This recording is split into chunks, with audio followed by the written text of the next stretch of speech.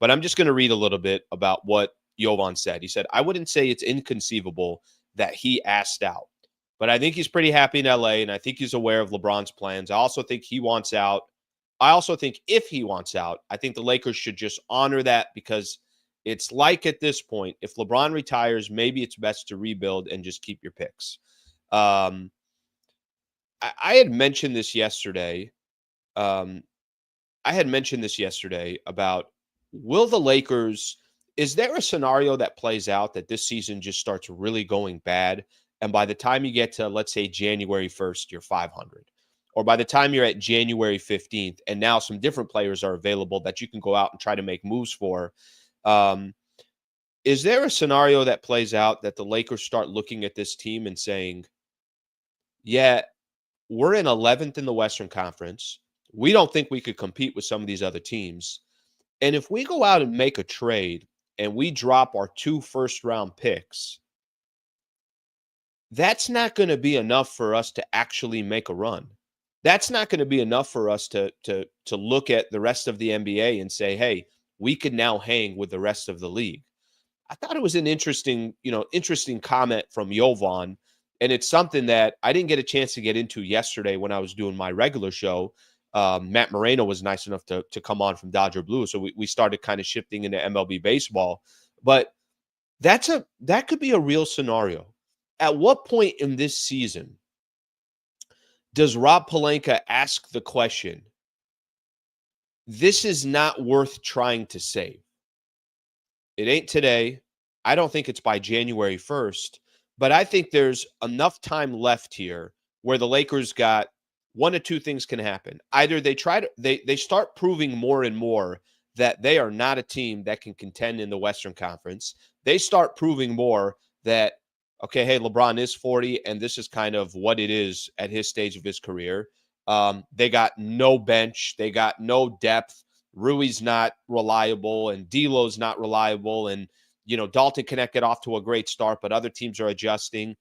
At what stage would the Lakers have to be in order for that front office to say, guys, we got to pump the brakes here?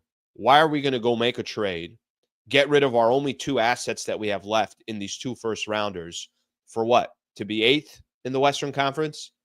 Because if you guys remember a couple of weeks ago when Lakers were playing well and Dalton Connect was killing it and there was a lot of momentum around the Lakers, if you guys do remember that, there was a time that I think we all sat there and said to ourselves, well, you better go trade those picks because, look, your team is already showing that they got a good squad, that they are competing, that they do have a chance. Maybe they are a move or 2 away from being able to compete with Dallas and Denver and OKC and whatever the case is.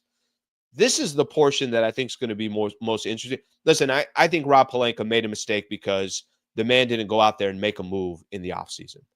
I think it was such a terrible, terrible decision for the Lakers and that front office to go the entire offseason and not get some new juice in here. It was time to trade D'Lo. If you could have gone out and got something for some of these other contracts or assets that you have, they should have done it.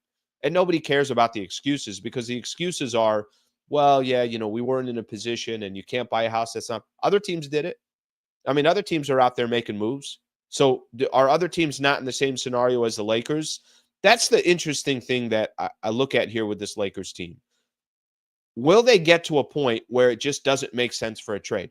I hope we're not having this conversation. I hope we could all be sitting here in a couple of weeks and we could be talking about, remember how awful of a stretch that was? Well, I'm glad that's over because the Lakers are absolutely balling out. They're playing much better basketball, and that's not a scenario that we have to play out anymore.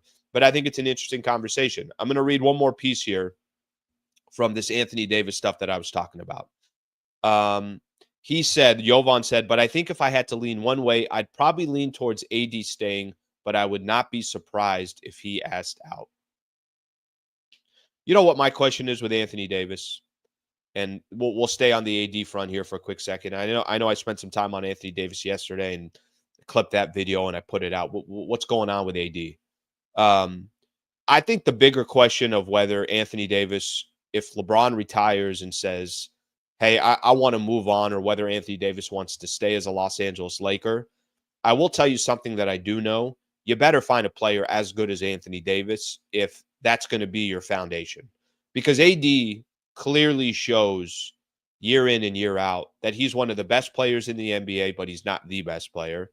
That he can help carry a team on most nights, but there's many nights that, you're wondering where he went.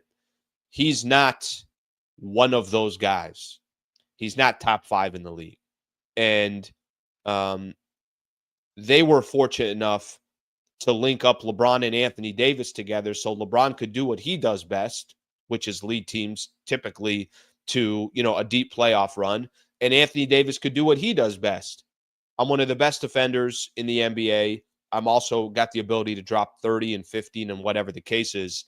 But that's going to be the question mark for the Lakers. So what was the question around Lakers basketball just a couple weeks ago was just how great the Lakers were and where they're heading. Now the conversation literally is, do you still make trades to save a team that you're not 100% sure is got the ability to really hang with some of these teams in the Western Conference? All right, let's take a look at some of your comments here. JB Long, by the way, coming up at 8:30. Voice of the Rams is going to join us. We're talking some NFL. Good morning, Slee, my brother. Good morning. Thank you very much for the super there, brother. Thank you, AR. Appreciate that. Can we actually beat G League teams with this effort? I know it's harsh stating that, but help me out here. Thanks, boss. AR, I will help you out here. It's funny. A lot of the conversation that's going on around the Lakers right now, when you're just questioning the squad's effort, we're not even talking about, hey, if this team can do this, or if this player can do this, if schematically they can do that. Hey, if they just hit their free throws at the end of games, we're not even talking about that with the Lakers. Basically, what we're sitting here and talking about is effort. That's not good. That's not good. All right, I missed some of these good mornings and everything else. So good morning to everybody. Let's see what we have here. Try to find some of these latest comments. I think if Rob doesn't want to win and it feels like he doesn't by the lack of moves, then don't hold LeBron and AD for no reason. You are wasting their time and yours. Are we winning or are we rebuilding?